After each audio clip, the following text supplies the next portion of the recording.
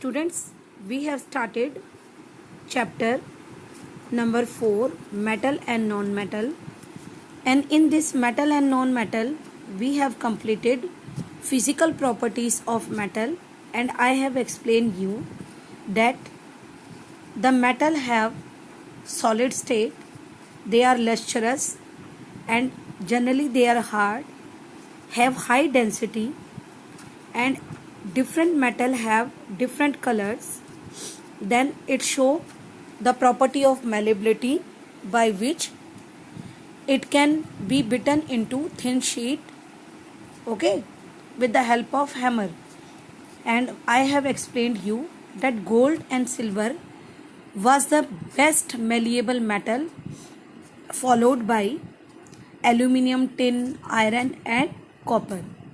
And ductility we have done, and I have explained you the property by virtue of which the metal can be converted into thin wires. So this property is called ductility. Okay, then we have done thermal conductivity and electrical conductivity, and in the last I have explained you what is sonority. Okay, when metal is strike to a hard surface, then they start producing sound, and this property makes the metal sonorous in nature. After that, we have completed chemical properties of metal and non-metal, and I have explained you that whenever any metal react with oxygen, it always form oxide. And what was the nature of oxide? The nature of oxide was basic, okay, which turn red litmus into blue solution. After that, we have done some examples of magnesium and sodium, in which they turn red litmus into blue, showing that it contains basic nature. Then we have done chemical properties of non-metal. In that we have completed that whenever any non-metal react with oxygen, it form non-metallic oxide. And what was the nature of non-metallic oxide? The nature was acidic, and it will turn blue litmus into red. After that, we have completed some activities which elaborate that the metallic oxides are basic in nature and non-metallic oxides are acidic in nature. Okay, up to here we have done, and reaction with water we were doing. Okay, so whenever any metal react with water, it always form metal hydroxide or metal oxide along with hydrogen gas, which make the reaction exothermic. What is exothermic? The reaction in which heat is evolved out, means heat is coming out after a reaction, then such type of reactions are called exothermic reaction. And we have done that sodium is very highly reactive metal, which when kept in oxygen, it readily form metal oxide, and when it is kept in water, it form sodium hydroxide along with liberation of hydrogen gas. So now we were doing corrosion. Yes, students, corrosion means the process of slow wearing, or you can say eating up of a metal surface due to attack of atmospheric moisture. It can be gas, it can be acid. Okay, so such type of phenomena is called corrosion. In simple words, you can say that whenever any metal surface it is attacked by any gas, atmospheric gas, moisture or acid, then it start getting weakened.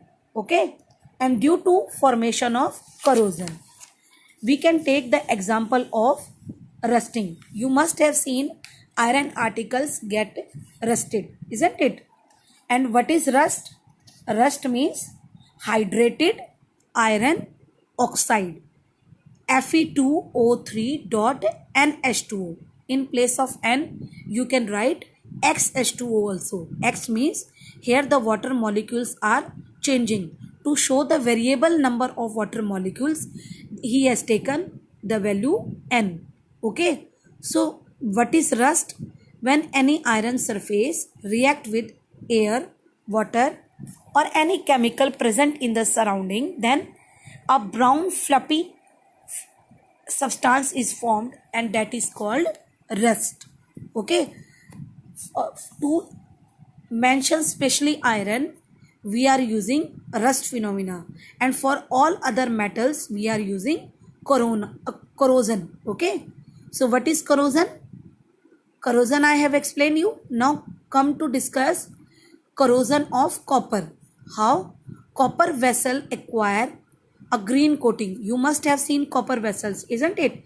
Where you have seen copper? When your mother used to give water to Surya Dev, isn't it? Then what she used? She used copper vessels.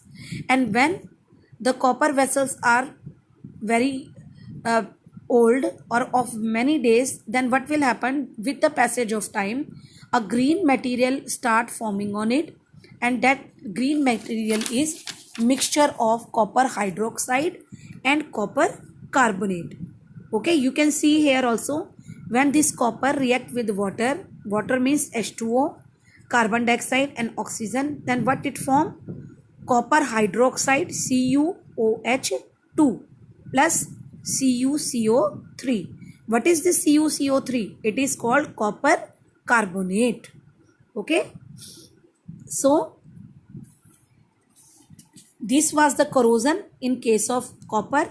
But when we see the corrosion in case of silver, you must have seen silver articles, isn't it? Your mother wearing pile at their feet. Okay, that pile is made up of silver, and with the passage of time they lose their luster and become blackish in color. Okay, then due to formation of hydrogen sulfide, it react with hydrogen sulfide and form silver sulfide. Due to formation of silver sulfide, that is Ag2S. Okay, this silver sulfide formula is Ag2S. What is Ag here? Ag means silver, and what is S? Sulfide. They react with hydrogen sulfide gas to form silver sulfide and become blackish in color. Okay, and in real world also it was mentioned in your book. Very good example was given of the pillar near about Qutub Minar, and it was in Delhi, and it was such a wonderful monument made by the iron workers that it was kept in the open, isn't it? And there is no rust on it. It is totally rust free, or we can say it is totally rust resistance. Okay, no rust was seen on that iron pillar. You have noticed that whenever we keep any iron article in presence of moisture and atmospheric gases, then what will happen? It will start getting rust. Okay, but here in this on this iron pillar we could not see any rust from a long period of time. Okay, then you can have one more example. Phosphorus. Phosphorus is a non-metal. Two type of phosphorus we have. One is white or yellow phosphorus, and another one phosphorus is also there, and they catches fire very readily. Okay, so whenever they come in contact with oxygen, they always catch fire. Therefore they are stored under water to avoid the contact of oxygen with phosphorus. Okay, now again, non-metals do not react with water. Therefore we keep phosphorus inside water, isn't it? Then what will happen when they react with acids? Okay, whenever any metal, you should remember this, that whenever any metal react with acid, it always form a salt along with hydrogen gas. And how you can say that hydrogen gas is produced. The characteristics of this hydrogen gas is that whenever this hydrogen gas is produced, then we can test it by bringing a burning candle nearby it. Then it will start producing pop sound. Okay, whenever a burning candle was come in contact with hydrogen gas, it produce pop sound and the gas burn with a blue flame. So whenever metal react with acid, they always form salt along with hydrogen gas. I think it is clear to you. Now come to sodium and potassium. You know that sodium and potassium itself are very what? They are very reactive in nature. They vigorously react with even oxygen. So you can say that this when they come in contact with acid, then they readily react and form NaCl along with hydrogen gas. Then magnesium Mg plus HCl. What is HCl here? Hydrochloric acid. When it react, it will form MgCl2 plus H2. Okay. Then you can take some more example of zinc, lead and aluminium in which they react with HCl and form different salts along with hydrogen gas. And when we talk about non-metals, so non-metals generally do not react with acid. Only metals show the reaction with acid. Okay. So let us do one more activity. In this activity, we have to determine that metal react with acids and liberate hydrogen gas. Okay. For this, what are the material required? The material required are test tubes, test tube stand, test tube holder, dilute, hydrochloric acid. Remember that whenever we are doing these reactions with experiments with acid, then always we will take dilute hydrochloric or any dilute acid. Okay. And a measuring cylinder, small amount of charcoal, iron nail, magnesium ribbon, copper wire, aluminium foil and weighing scale. Okay. You are advised always to do such type of activities in the supervision of any adult. Okay. With the help of your teacher. So you will take 5 test tubes and fill 30 milliliter of dilute hydrochloric acid to it. Take one test tube stand and keep all 5 test tube in it and pour a small amount of at least 30 milliliter of dilute HCl in both. And whatever samples we have taken in material required, we have to put that samples in the dilute hydrochloric acid. Okay. Now fourth one, if no reaction takes place in cold solution, then we can warm it also. Okay. Then what you will see that when we bring a burning matchstick nearby the mouth of test tube, it will produce pop sound. Whenever hydrogen gas is formed, and it will produce pop sound. So let us see what observation we will see in this. Charcoal powder, it is made up of carbon, and whenever it will react, it will not form any hydrogen gas. Why? This charcoal is C carbon. Whenever carbon is a non-metal, when they react with hydrochloric acid, then no reaction will be shown. Iron nail, yes, again it is a metal. Magnesium also metal, copper also metal, and aluminium foil also metal. So in all 4 cases, we will see that hydrogen gas is liberated when we bring a matchstick burning nearby the mouth of test tube, and a pop sound will be observed. But in case of charcoal powder, we will not see any liberation of hydrogen gas. So it elaborates that the non-metal did not react with acids, whereas the metals react with acid and form salt along with hydrogen gas. So I think this property is clear to you. Then move to when reaction with base. This reaction with base, whenever metals are come in contact with base, they do not react. Okay, only few metals were there, like aluminium, like zinc, iron, lead. All these react with strong base. What are strong base? Like sodium hydroxide, and they will form hydrogen gas also along with it. Okay, and non-metals also, reaction of non-metal with base are also very complex. In up to this standard, you are not it was not given in your syllabus, but you can see that the non-metals reaction with acid is very complex process.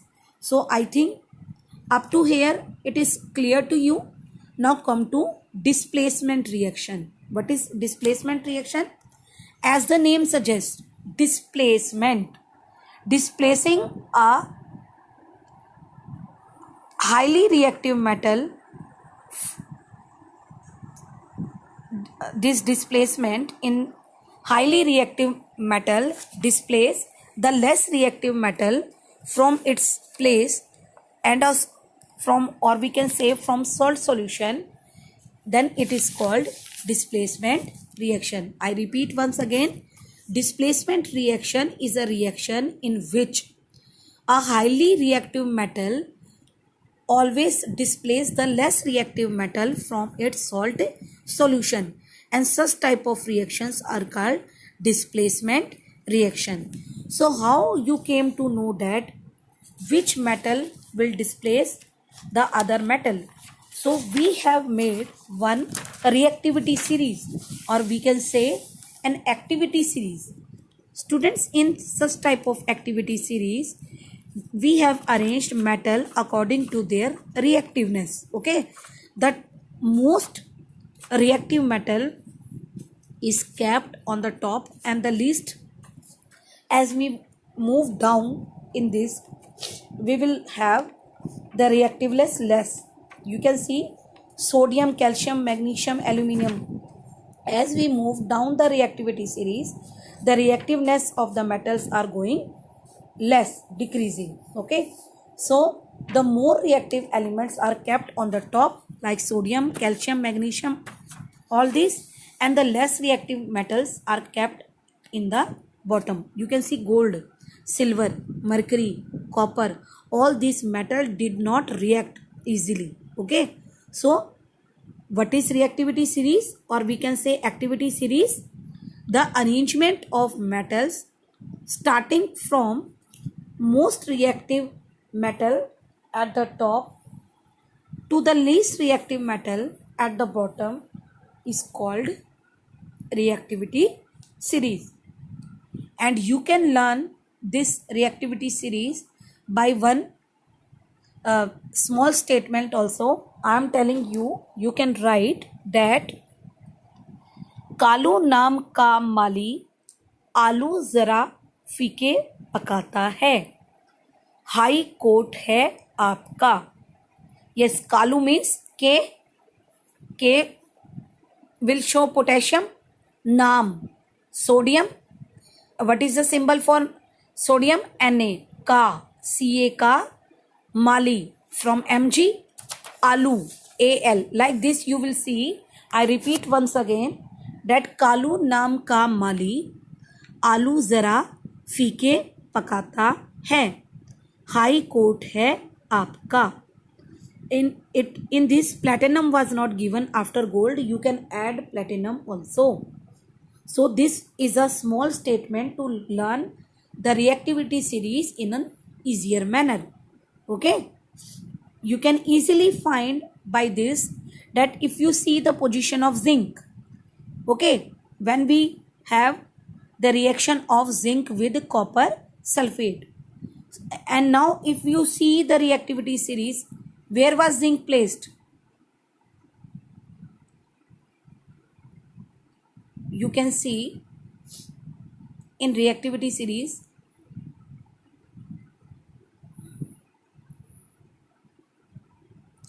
zinc, and you see the position of copper. Zinc is very much above on the reactivity series, so zinc can easily displace copper from its place and take its place, then zinc sulfate will be formed with copper. Okay, in this, which one is more reactive? Zinc displace copper from its place and take its place and become zinc sulfate along with copper. Same way, if you see copper and zinc sulfate is very less reactive. If you see that copper is less reactive than zinc sulfate, and it will not have the tendency to displace it. So therefore, in such case, there will be no reaction. Okay. Then iron plus ZnSO4. Fe is iron. If you see reactivity series, Fe is less reactive as compared to zinc. So in such case, there will be no reaction formed. Okay. So you can easily revise this reactivity series to find that which metal can displace another metal.